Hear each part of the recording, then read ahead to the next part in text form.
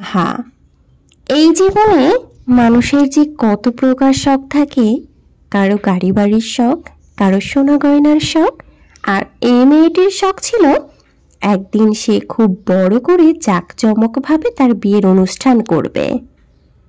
যদিও বা তার বিয়ে হয়েছে 3 বছর রানিং, কিন্তু তখন তার সামর্থ্য এবং পরিস্থিতি কোনোটাই ছিল না। যখন দেখতো এক একজন কত সুন্দর আয়োজন করে বিয়ের অনুষ্ঠান করতেছে, তখন মনে মনে সেও তার বিয়ের অনুষ্ঠানের প্ল্যান সাজাতো। কি অদ্ভুত, তাই না?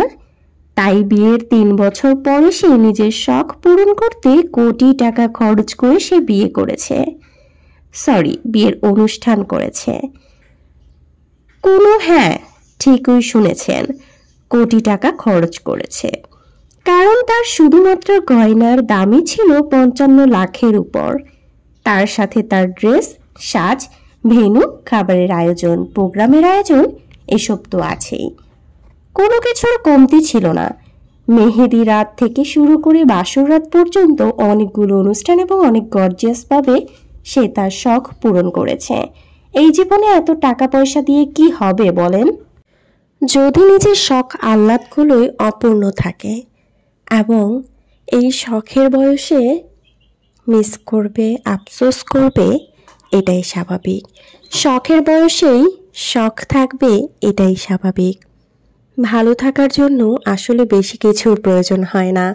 জীবনে ভালো একজন মানুষ প্রয়োজন হয়, এবং যাকে আপনারা স্ক্রিনে দেখতে পাচ্ছেন সে হচ্ছে এই আপুটার হাজব্যান্ড। অনেকেই এই আপুটাকেও চিনেন এবং এই ভাইয়াটাকেও চিনেন।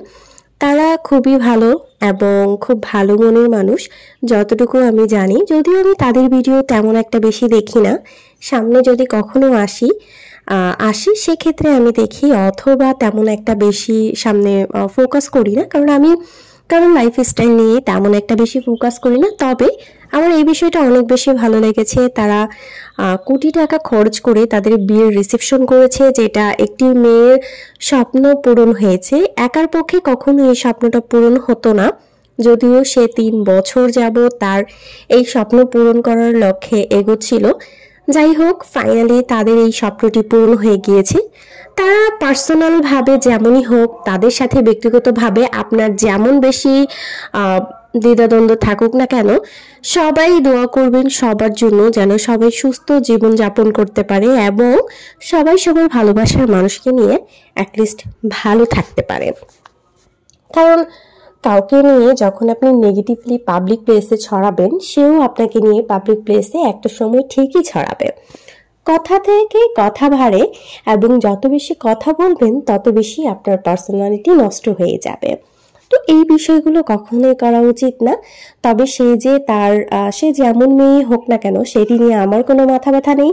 তবে মানুষ প্রত্যেকটা জীবনে আলাদা আলাদাভাবে বসবাস করে, তাদের সিচুয়েশন, সময়, প্রত্যেকটা জিনিস আলাদাভাবে হ্যান্ডেল করে। আপনার পরিবেশের সাথে আমি কখনো ম্যাচ খাবো না, আমার পরিবেশের সাথে আপনি কখনো ম্যাচ খাবেন না। সো আমার এই বিষয়টা অনেক বেশি ভালো লাগছে, এই জন্য আমি মূলত আপনাদের সাথে শেয়ার করেছি। জানি না আপনাদেরকে এই বিষয়টা কেমন লেগেছে, কতটা মনে ধরেছে। আমার অনেক বেশি ভালো লাগা কাজ করেছে একজন মেয়ে হিসেবে। একজন ছেলে যে তার মনের ইচ্ছাটাকে প্রায়োরিটি দিয়েছে, টাকাটাকে গুরুত্বপূর্ণ বলে মনে করেনি, এটাই অনেক। আসলে ভালো থাকার জন্য এরকম দুজনের মনে মিল হওয়াটাই স্বাভাবিক। সবাই সবার জন্য দোয়া করবেন, ভালো থাকবেন। আল্লাহ হাফেজ।